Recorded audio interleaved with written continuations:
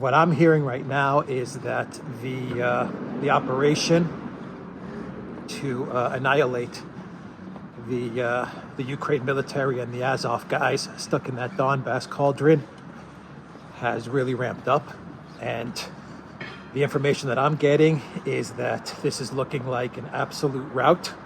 I don't swear by this. This is just the information that I'm getting, is that a lot of forces have now been freed up since the operations in Mariupol and other areas, Kherson and other areas have concluded to a certain extent. Have concluded. I don't want to say they're completely done, but a lot of the operations in these areas have come to a certain type of end, and it's freed up a lot of forces and a lot of resources to focus in on that cauldron in the Donbass, and to begin the annihilation of those Ukraine soldiers who are stuck in that cauldron, those 60,000 soldiers. Now, since the POW videos went viral and they went out, the Russian military, actually all of Russian society, has been absolutely outraged, but also galvanized by those POW videos. I mean, they were everywhere in Russia. Not only Russia, but China, India, all over the place. Those war crimes committed against those Russian soldiers, horrific videos. But what it's really done for the Russian people, for Russian society and the Russian military, is that, for lack of a better word, I mean, they're pissed.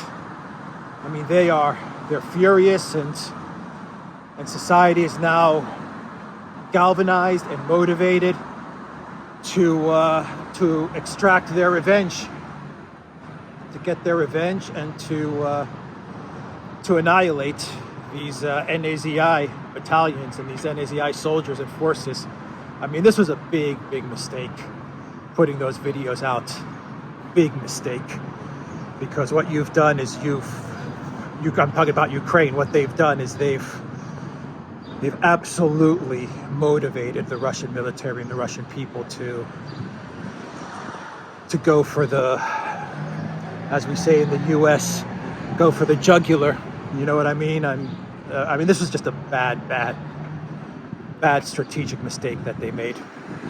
It was a terrible act against humanity, against human beings, and war crimes. It goes against the Geneva Convention. But on a strategic level, this might have been the turning point for the Russian military and for the Russian people and their support of Putin and the war.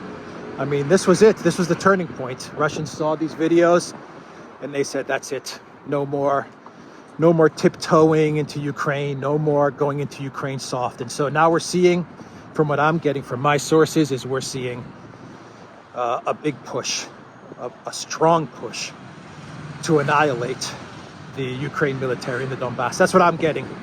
There's a lot of talk about Kherson, because I said a lot of forces have been moved from, say, or will be moved, and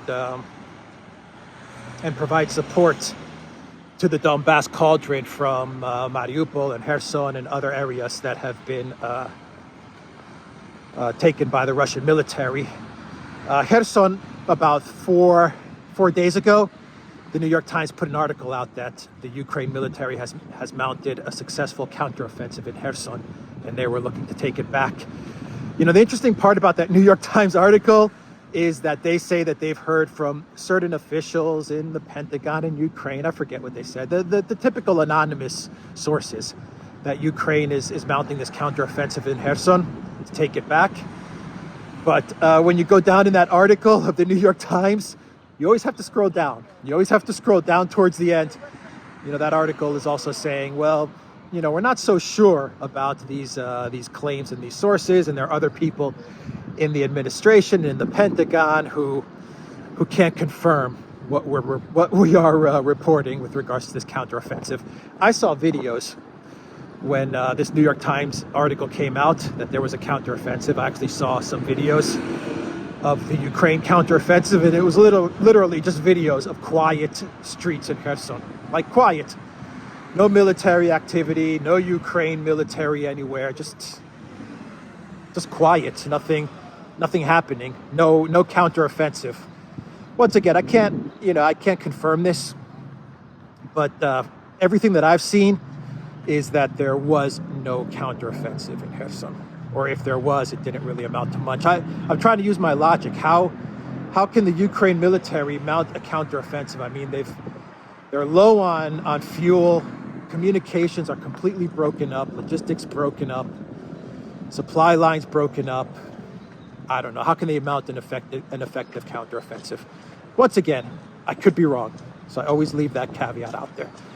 But looking at my sources, and just using basic logic as well, I don't see it. And even the New York Times qualified their story a lot, actually not a bit. Even the New York Times was like, yeah, they're mounting a counteroffensive. That's what some sources are telling us, but we're also hearing that they're not really mounting a counteroffensive.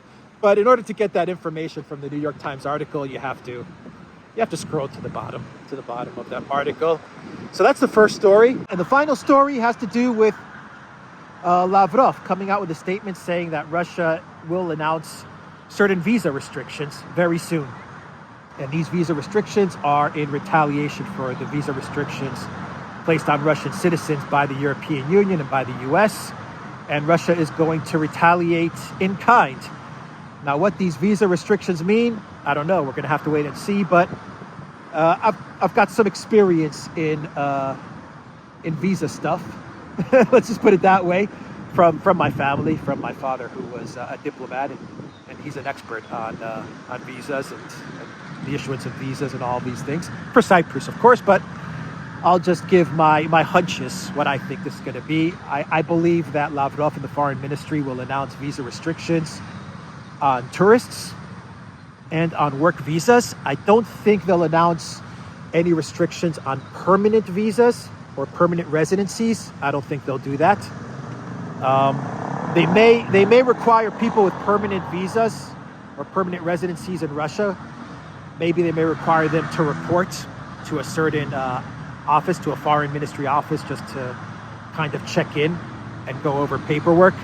But I think the visa retaliation from Russia will mean that in order to obtain a tourist visa from one of the unfriendly countries, you're going to have to probably undergo an interview at a local Russian embassy. It's going to be quite a big deal. You're going to have to jump through a lot of hoops to get a tourist visa to visit Russia. I believe the same will hold for work visas. Russia gives work visas, like 3-month and 6-month work visas. I think those are going to also require a lot of screening before you get those work visas. So it's going to be very, very difficult to travel to Russia as a tourist. You're going to have to jump through a lot of hoops and probably do in-person interviews in order to get those types of visas, whether it's a tourist visa or a work visa. Right now, Russia also gives access to St. Petersburg and Kaliningrad via an electronic visa. So you have a 6-day visa, which you can get via the internet. It's electronic and it's very easy to get. I've actually done it to visit St. Petersburg. A very easy process. You go online, you fill out a very simple form, and you get a 6-day visa to visit St. Petersburg or Kaliningrad. I imagine that's going to get scrapped. I imagine that electronic tourist visa will be scrapped. And in general, visiting Russia is going to be really hard for unfriendly countries.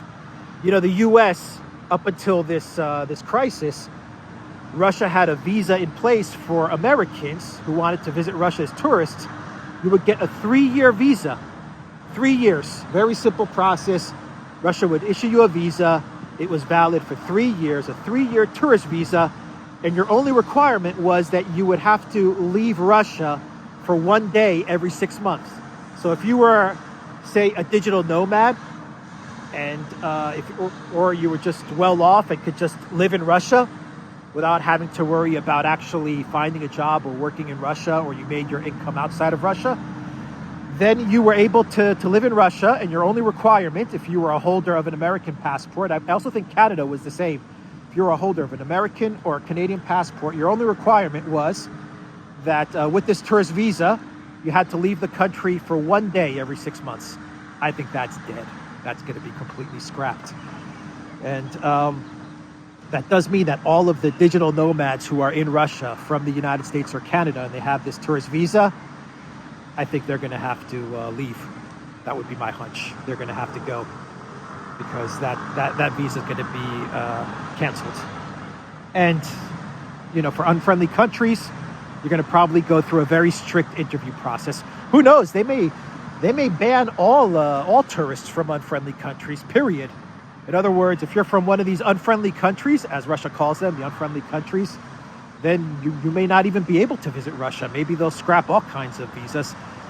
I don't know. I'm very curious to see what they do, because you know, Russia was a nice place to visit, especially if you were into culture and museums and art and just beautiful architecture and history. It was a nice trip. It was a nice, you know, place to go for like 6 days or a couple of weeks. But that may be ending. The Iron Curtain, a new Iron Curtain is being placed. All right, everyone, that was the video update that I want to get out to all of you. And the Duran.locals.com. Please check us out there. And that's it for my second update. Take care.